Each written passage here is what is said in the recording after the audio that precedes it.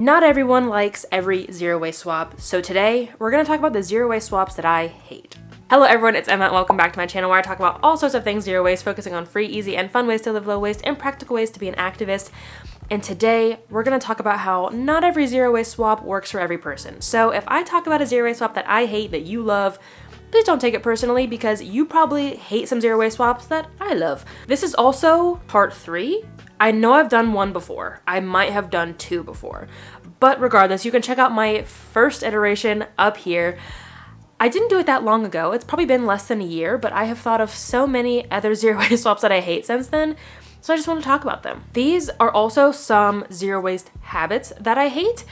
And also some just parts of the zero waste movement that I hate, not just like, I hate toothpaste tabs, which I do. Also, just so you know, I am not looking for swaps at this time. If I do ask for swaps, please provide them. But if I'm not asking for a zero waste swap alternative because I hate the one that I mentioned, don't offer it.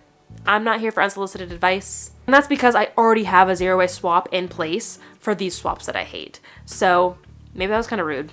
If you want to offer them up for other people though, that's great. But ultimately, I'm going to be offering up swaps for most of these swaps. So hopefully that makes sense. With all that out of the way, let's go ahead and get right in. I've got them written down here. The first one is paper tape. Ooh, perfect. I have some packages here. This one is actually pretty good.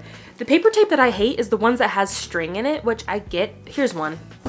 This one has the strings in it. You can kind of see it right here. There's a better angle. I get it. It reinforces it, but it makes it so hard to rip off, which paper tape doesn't always have to be ripped off. Paper tape usually can be recycled with the cardboard box if it doesn't contain plastic. Some paper tape does contain plastic, which is what these strings might be. I can't tell what these little strings are made out of. They might be plastic, which means that if the paper tape is made out of plastic, you have to remove it before recycling it. But again, you can't even tell. Unless the company discloses it, there's no way you're going to be able to tell just with a naked eye if this contains plastic or not. Anyway, here's a good view of it. But paper tape like this that doesn't have the strings in it, I don't have a problem with because 1, it's easy to cut through, and 2, it should be very easy to rip off. So I typically like to rip off all tape just to be sure. I've heard rumors recently that you can leave tape on, paper or plastic, and it'll just unadhere to the cardboard and float to the top of the water solution that they use to recycle it. I'm not taking any risks personally. If you don't have the time or you don't have the capability to rip tape off of boxes, you do you. But if you're able to, I still encourage you to rip this off just to be sure that we're really making sure our recycling process is as good as possible. Do our governments and recycling systems need to be improved on their own? Sure, but we can also do our part to improve our recycling systems. All that to say, I really don't like paper tape. I think, of course, it's great that we're not using plastic, but again, some of it does contain plastic and we can't even tell. Similar to that, I also hate shredded paper. You're probably like, why am I hating on all of these paper swaps? Isn't paper great? And yes, paper is great, but paper also has very stringent recycling rules, and one of them being most municipalities don't accept shredded paper for recycling. Can it be reused? Sure. You could reuse it to send a box or package a birthday gift.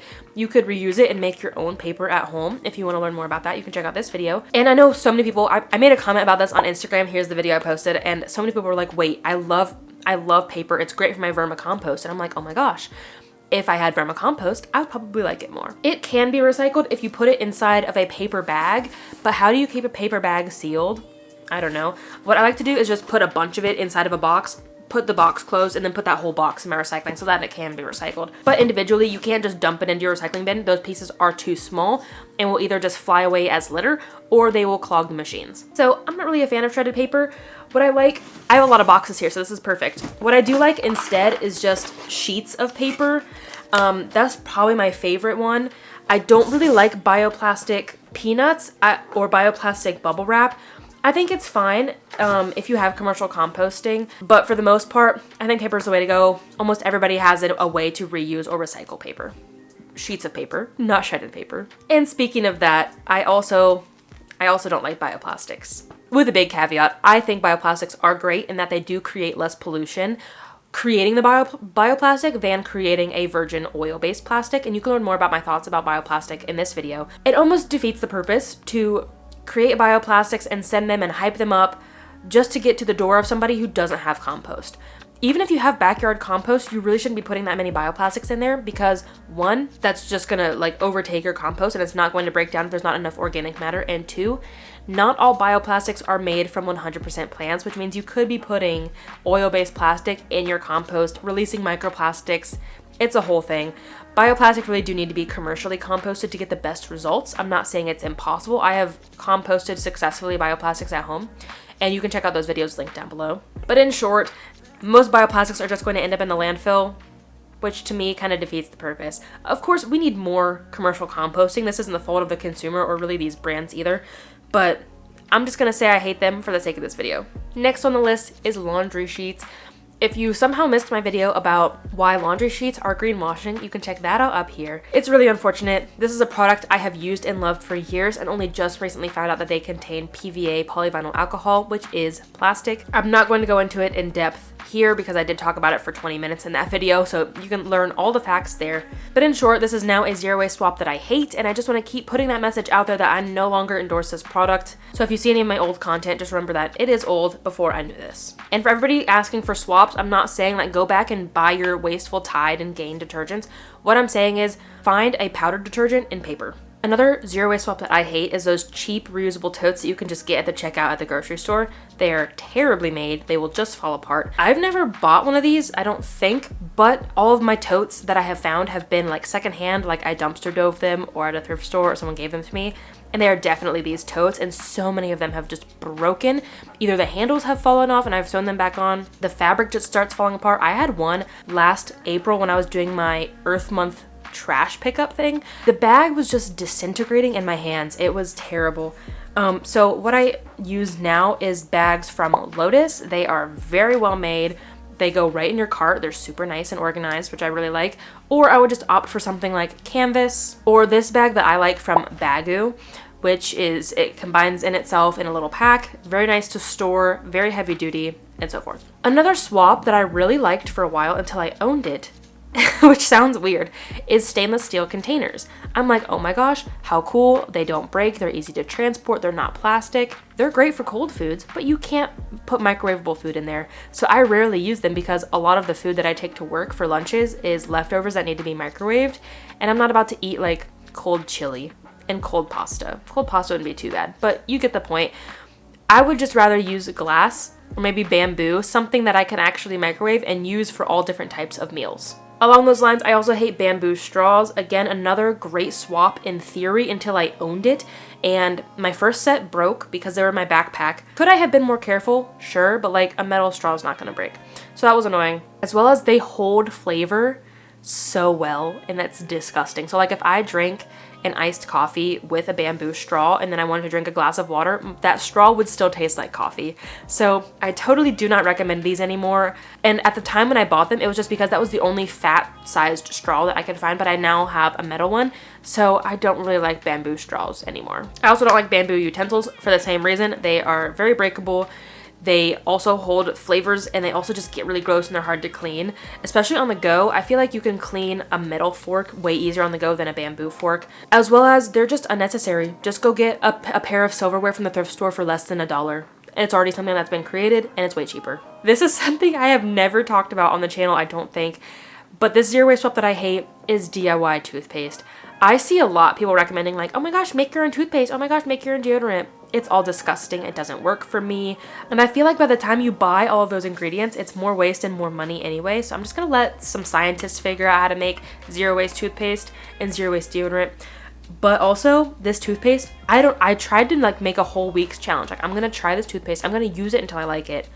It was disgusting. It was like activated charcoal, baking soda, and coconut oil. I'm like, there's no way this is good for my teeth.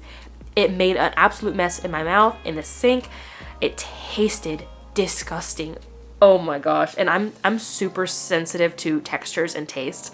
So I don't know how I went through with that. I think that was because that was in that point of my zero waste journey, I was just so dedicated to reducing every single piece of waste I could. Say hello. Hey, say hello. Don't be rude.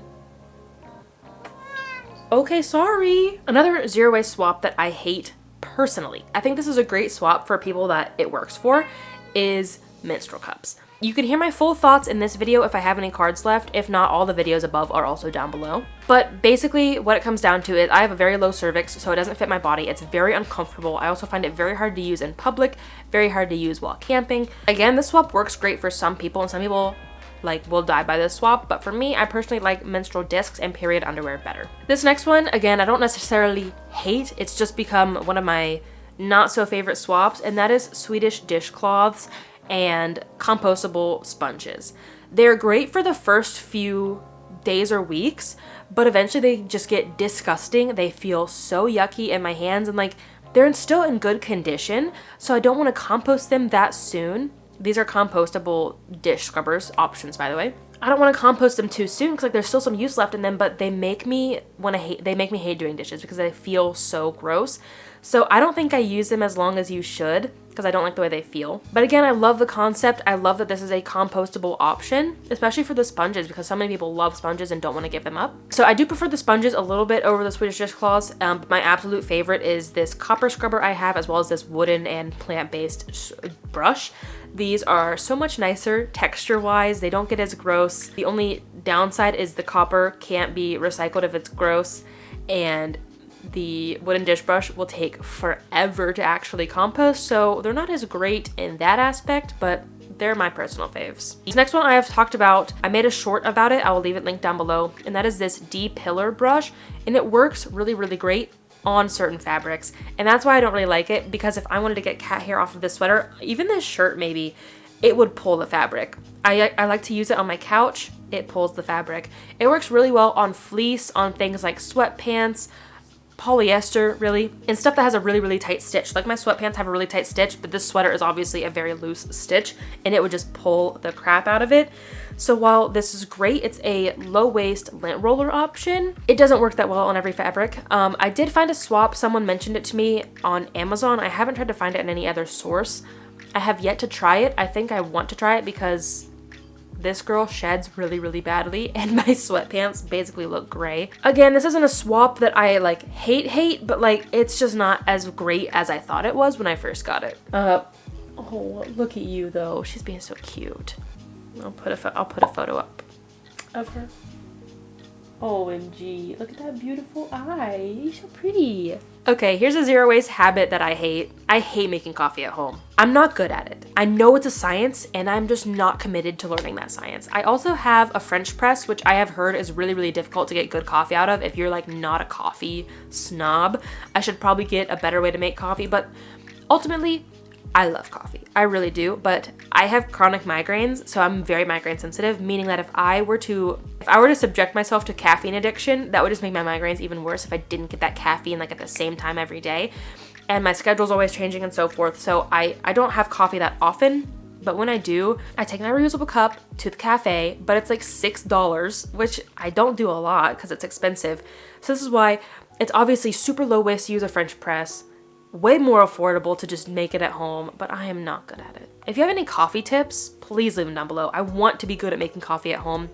And I think when we have our next permanent house, I want to get like a secondhand espresso machine so I can make really good lattes and stuff. But for right now, I'm not good at making coffee, so I hate making coffee at home. The next one is plastic-free mascara. I've only tried 2, but they've both been very disappointing. The first one just fell off my eyelashes. I think it's videos from late January, early February, where if you look closely, you can see all of the mascara underneath my eyes because it just fell off, and I didn't realize it till I was 2 videos in for the day and I wasn't refilming. Nothing that I actually like really buy. I did not know it was that bad.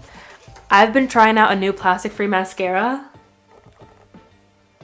Oh my gosh. I'm not refilming. I hope it doesn't look that bad on camera. So that was the first one. This second one, great in theory. I took some video today while I was getting ready. It's super messy. Like when you dip it into the jar, you have to brush off the excess on the edge of the jar so it splatters everywhere. It's like splatter painting your bathroom counter. It stays on my eyelashes really well. I love the product, but the packaging just doesn't cut it for me. And because the wand is like naked, it doesn't have something that it can just stick into, I have to wash it off every time. So I'm washing product down the drain that's also like nearly staining my sink. It's just a big mess. So Again, if you have any recommendations for zero waste mascara that work really well and aren't messy, please let me know down below because I am in the market. Another popular zero waste swap that I enjoyed for a while is an e-reader, but I've always been a physical book person. Like, since the dawn of time. I had a Kindle when I was like in middle school, and I eventually quit using it because I like physical books. And again with this one, I found it secondhand. In fact, I think Dan got it for me for a gift secondhand, but then I re-gifted it back to him. So now it's his e-reader.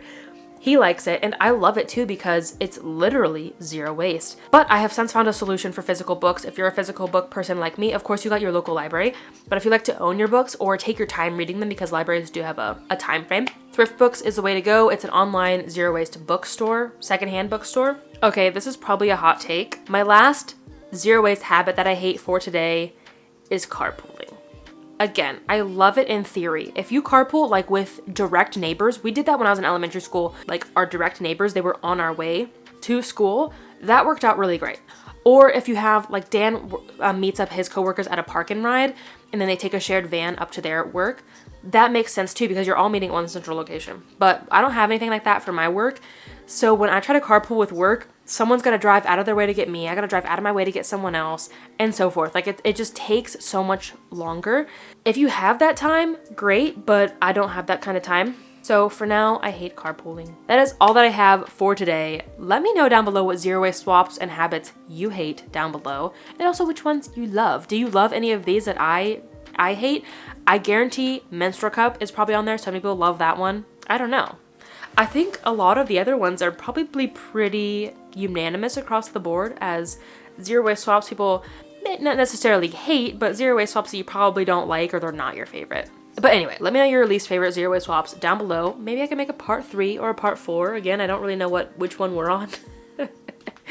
But anyway, thank you for watching. I appreciate it, especially if you made it all the way to the end. And if you enjoyed it, don't forget to give it a thumbs up. And if you want to join this community of practical environmentalism, definitely hit the subscribe button down below. Anyway, I will see you in next week's video in which we're talking about carbon offsetting. Is it greenwashing? Is it legit? We'll find out next week.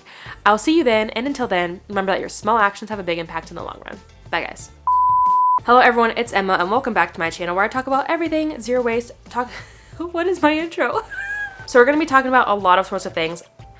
Whatever. Future me. This is for the beginning. This is for the beginning of the video. Good report, pat on the back. I think bioplastics, what do I want to say? Oh man.